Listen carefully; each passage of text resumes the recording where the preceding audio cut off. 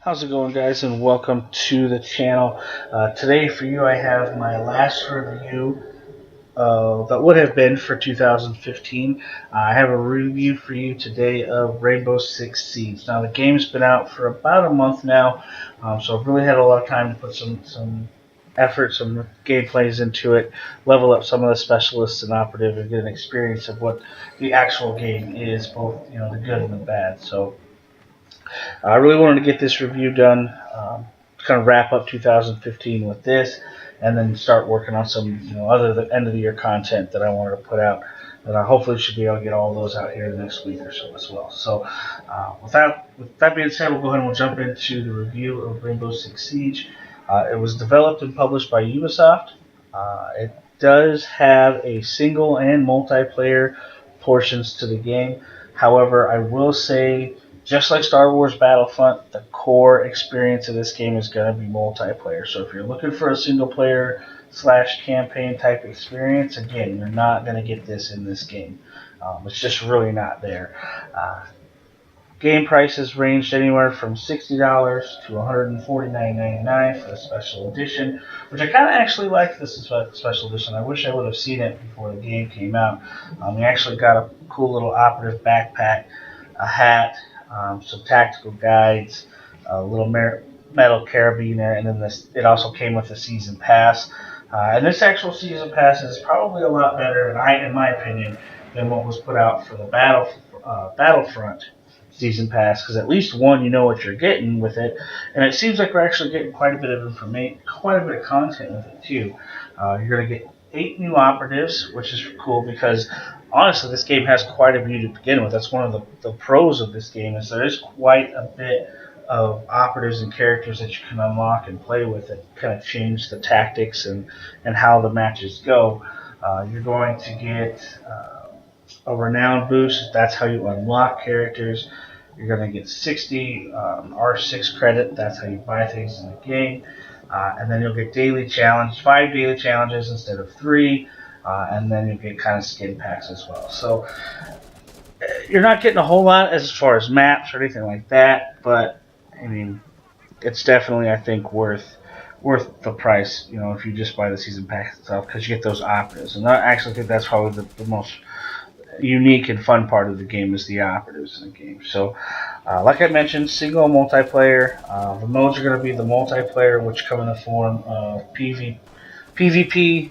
And terrorist hunt, and then you have your sessions or your missions, which are your single player modes that you go off and you kind of have certain objectives you have to do. You got to complete a wave with killing all the enemies with headshots and things like that to achieve stars. Similar to if you're doing the operative missions or whatever in Call of Duty back when that was out for Black Ops 2 and things like that. So that's really all you get with this game.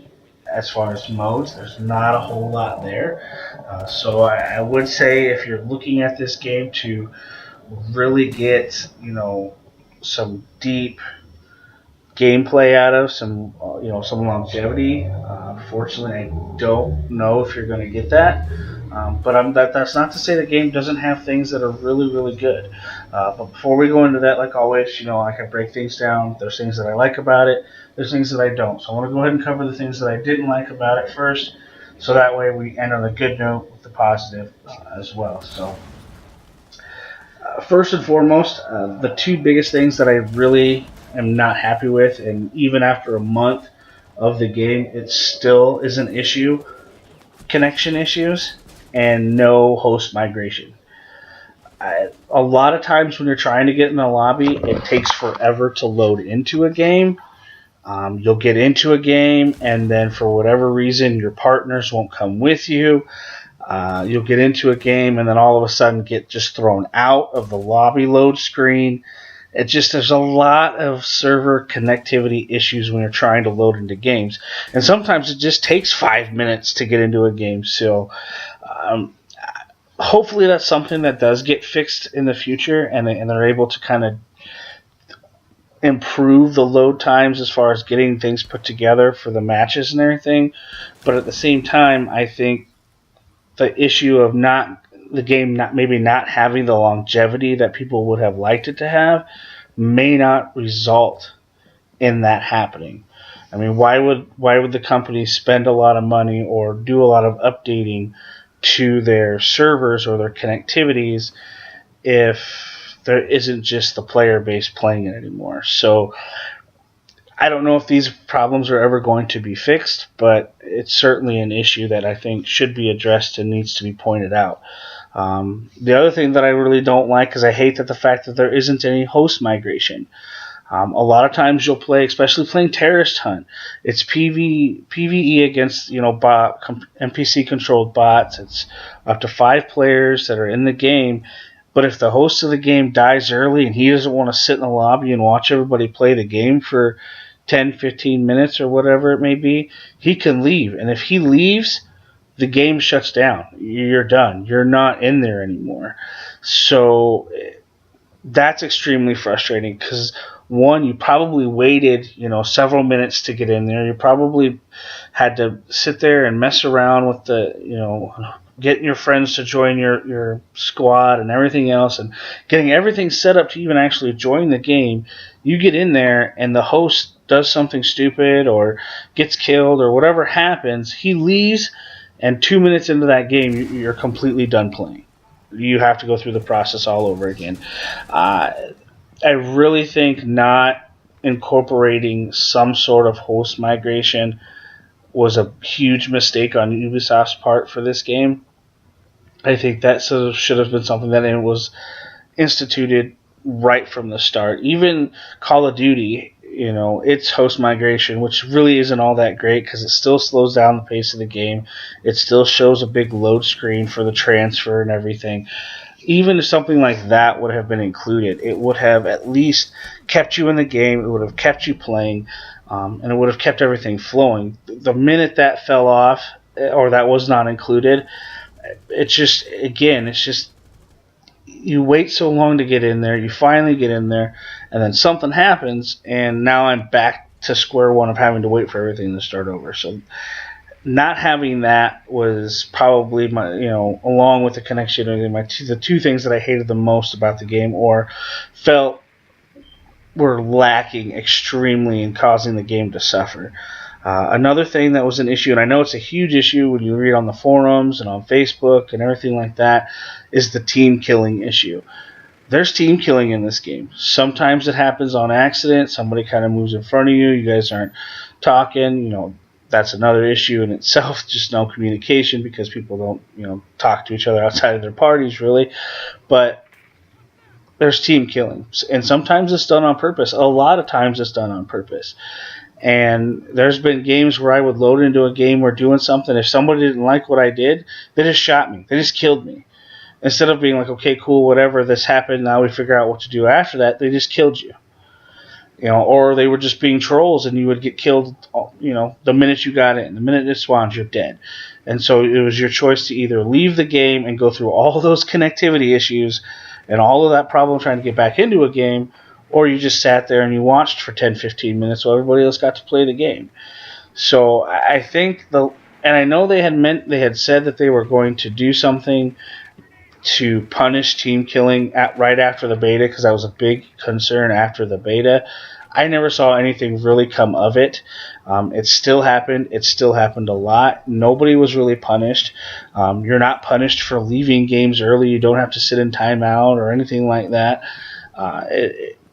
There's just no real control to prevent people from just overall ruining the game experience and what it was supposed to be and just being trolls as you're playing it. There's just nothing that prevents that. And if you lack that kind of system that if you kill a player X amount of times, if you do this, then you're gonna be, you have to sit out for 10 minutes or banned for whatever. Nothing came of that. So the fact that they didn't do anything with that like they promised, really, it's, I don't know. It's kind of disheartening because, when they tell you they're going to do something with it and they don't, and it still just keeps happening and happening, it's just really depressing because, again, it just makes you feel like this game is not going to get the support that, its player base thinks that it should get. So, if that gets fixed again, it's just, it's something that we're going to have to wait and see it happens. If it does, it does. But I have a feeling that because it's not going to have the longevity that Ubisoft really wants, it's not going to get fixed. But another thing that I don't really like, or I think would have actually been pretty cool to have, is the ability to have a custom player, custom character.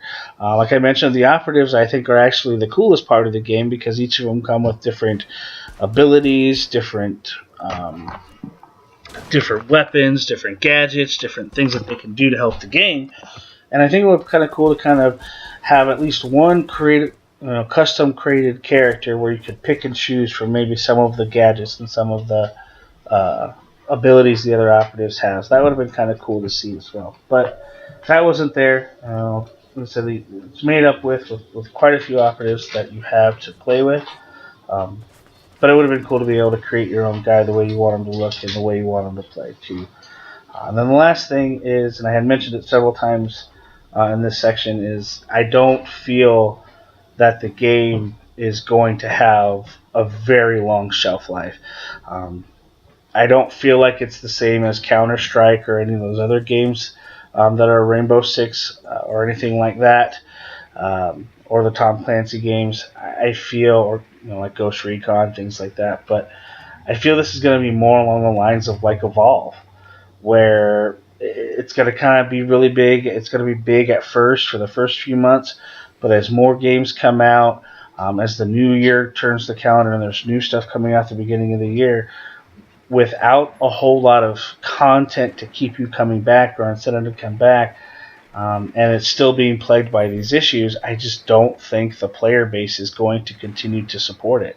I just don't think it'll be there, which is a shame because it's actually a pretty fun game to play if you get a group of friends who are communicating and working together, and you actually get to enjoy the game that the way it was intended to be enjoyed and played. But I just don't think I think it's going to suffer just like Evolve did. I think eventually, due to the lack of content, and Evolve had issues with its microtransactions and everything else that kind of ruined things quicker. This doesn't necessarily, it has microtransactions, but that's not necessarily something that is required of the game or anything like that.